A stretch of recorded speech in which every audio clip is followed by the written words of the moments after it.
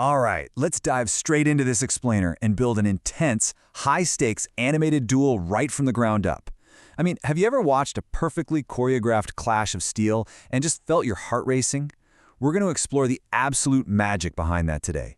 Using real cinematic techniques from our source material, let's imagine a showdown between this incredibly aggressive, leaping ninja in black and red and a swift, elegant defender in white and silver. We'll kick things off with this brilliant realization from a Reddit user, because they completely hit the nail on the head.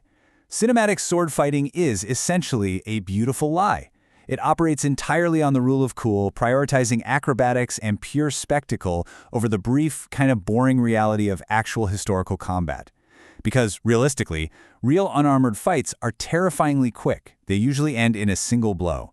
But in animation, creating an epic mood always takes precedence over gritty realism. By completely tossing out that boring reality, animators are freed up to create this incredibly engaging visual language. But here's the catch. They still need verisimilitude, basically believability. Notice how a well-designed defending character doesn't just statically block blades. Their movements actually make sense. They're aiming to strike the opponent, not just bat away their weapon. This grounds all those physically impossible, flashy pirouettes, making them feel genuinely, palpably dangerous. So you gotta wonder, how exactly do animators pull this off? If the physics are totally exaggerated and the swords aren't even real, how do they trick our brains into experiencing genuine tension? Well, let's deconstruct our hypothetical duel layer by layer, starting way before the actual fight even begins. Section 1. The language of shapes. Crafting the combatants. Okay, so way before a single sword is drawn, the foundational geometry of the characters is secretly talking directly to your subconscious. Using blocky, square shapes projects an innate sense of discipline, stability, and raw strength. On the flip side, heavily circular designs feel safe, appealing, and comfortable, which, by the way, is exactly why so many animated kids' movies rely on really soft, round aesthetics. But what about our hypothetical leaping ninja, our aggressor? For her, artists utilize severe triangular shapes. Triangles inherently represent movement, deviation, and instability.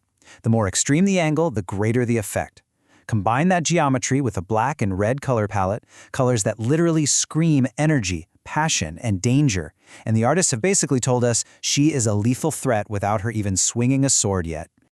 Now, to give that dangerous leaping attack absolute maximum kinetic impact, artists use what's called a strong S-curve line of action. It dictates the entire flow of the pose for instant dynamism.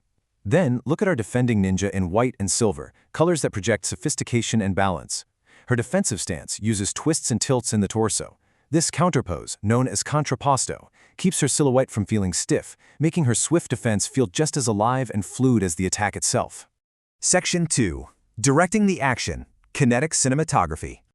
How you shoot the fight is honestly just as crucial as the choreography itself. To make our red ninja look incredibly powerful as she leaps through the air, we can deploy an arc parallax shot. This means moving the camera in a half circle on one axis while rotating it on another. Shot from a really low angle, this massive leaping character appears massive, letting us just drink in the epic scale of her attack.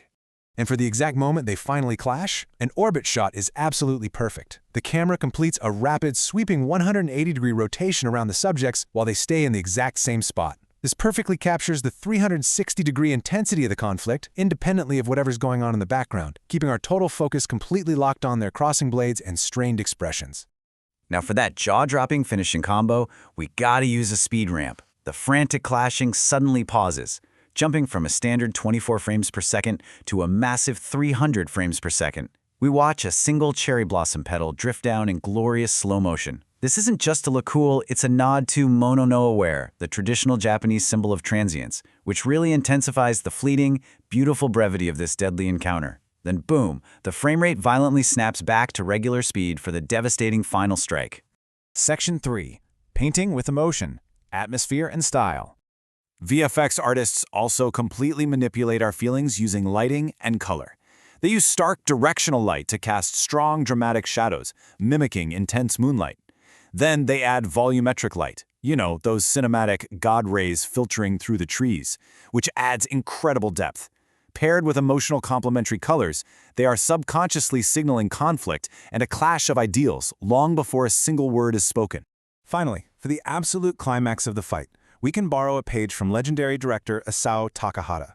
During the most frenzied, high-stress moments, artists might use subjective shots, showing us exactly what one ninja sees from their perspective, to seriously deepen our immersion. They also abandon perfect, clean contours. Instead, they revert to this raw, impressionistic style, using chaotic, charcoal-like, jagged lines to instantaneously capture the terrifying, raw force of the hit. Behind every epic clash of steel is this meticulously structured symphony of psychological shapes, speed ramps, and color theory, all working together to perfectly trip your brain into feeling the thrill. And here's a wild thought. With advanced video generation models out there now, like Seedance 2.0, we can actually use highly specific multi-shot prompt engineering to render these exact cinematic concepts, like camera movements and clashing sound effects, in stunning 4K ourselves. So next time you watch your favorite animated brawl, ask yourself, are you just watching a fight, or are you actually watching a masterclass in visual manipulation? Thanks for joining me on this explainer, and definitely keep an eye out for those triangles.